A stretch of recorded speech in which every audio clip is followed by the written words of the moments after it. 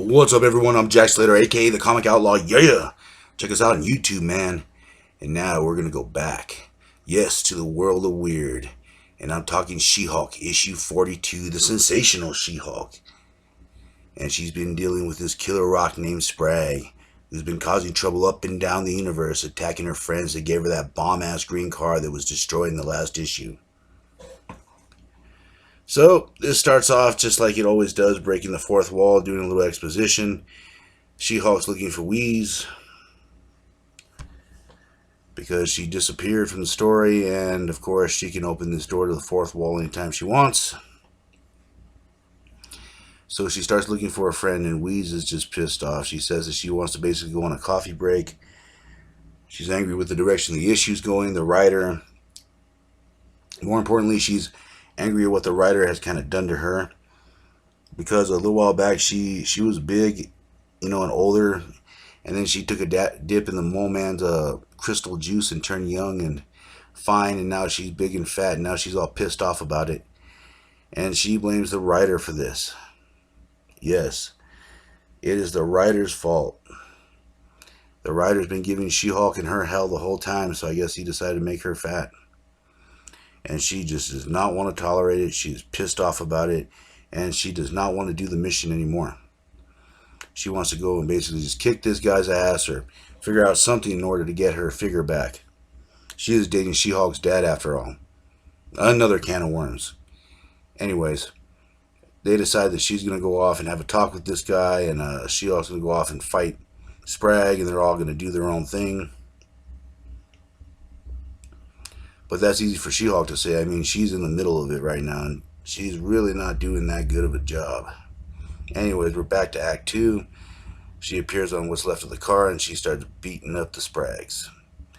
This rock can take over other rocks and send his consciousness into them. That's why there's so many of them. And so the fight is on, and She-Hulk is getting ready to rumble.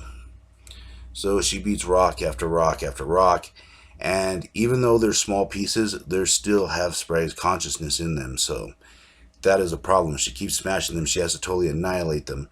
Otherwise, they're going to keep coming and coming and coming. So she's kind of working on a plan here, and so are the Sprags. They're tired of her, and they're going to play their card. And plus, she's running out of her oxygen pill. She took a pill a while ago. They gave her the ability to breathe in space, and I guess it's going to wear out soon. So there's another problem in that.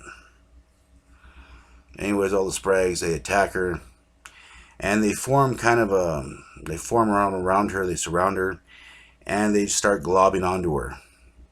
Yes, you heard me, they start globbing onto She-Hulk. And what they're doing is they're trying to make like a coffin. They're trying to bury her, turn her into an asteroid. That way she'll be dead inside while the asteroid crashes somewhere, and she could freeze off in space. Typical villain fate. Anyway, She-Hulk's about to meet her doom when she gets saved by her friends. Yes, the space dudes. Well, technically they're not the space dudes, but you get what I'm saying. They own a diner out in the middle of space. They go cruising around all the time, so what would you call them? Anyways, they managed to break She-Hulk out of the cocoon, but she's still drifting in space, and her pill's going to run out soon, if it hasn't ran out already. So they need to get her, and they need to get her fast.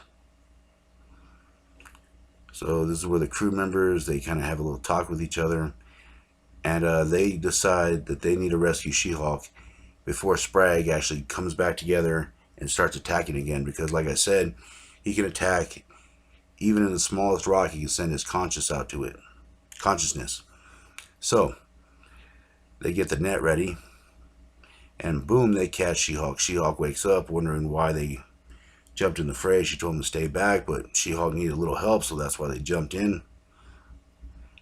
And yeah, this is a time for She-Hulk to redo her strategy, and it's also time for a costume change. Indeed. But first, she gets all that metal net together, and this is where she gets an idea to catch Sprag and kind of fix his wagon once and for all. Well, like I said, it's time for a costume change. And it's also time for a plan, apparently. And damn, Space Cadet She Hulk. Man, that ignites my lightsaber. Anyways, like I said, she has a plan to catch this guy once and for all. And yeah, it's a little risky, but that's what She Hulk is. Anyways, they take the big net, they capture Spragg. I guess that, like, they found out which one was a prime one, and the electromagnetic coils are around it, and it's blocking his mental power.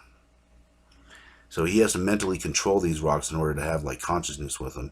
So they drop the big hook and they start carrying them. All the rocks kind of die off, and they go back to what's left of their base, capturing Spragg, and they manage to shut off his mental ability with the net.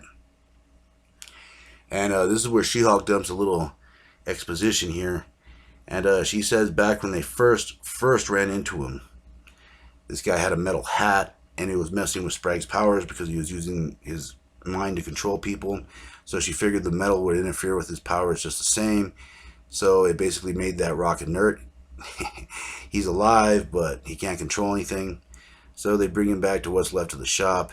And of course, that big guy from a while back that took that big, nasty Exumu guy, the white, ugly looking thing, and he wants to add this guy to his rock collection. Yes, he collects rocks now, I guess, instead of teddy bears. Or he still collects teddy bears. I don't know. It's weird in space, y'all. Anyways, he grabs Spragg all happy. He's giving him a big old hug. He says he let his teddy bears go, and that includes the guy that I just before mentioned. One of the weirdest characters, I guess, has one of the weirdest names, I guess you can ever say. But he is set free. Yes, Exumu, or whatever the hell his name is, he's back. He tried turning She-Hulk into a mate for him, but let's see what's going to happen next. Will She-Hulk be able to smash him, stop him once and for all? Or will she become a victim of his mental abilities? Well, we'll find out the next time, won't we? And I'll catch you on the flip side, yeah!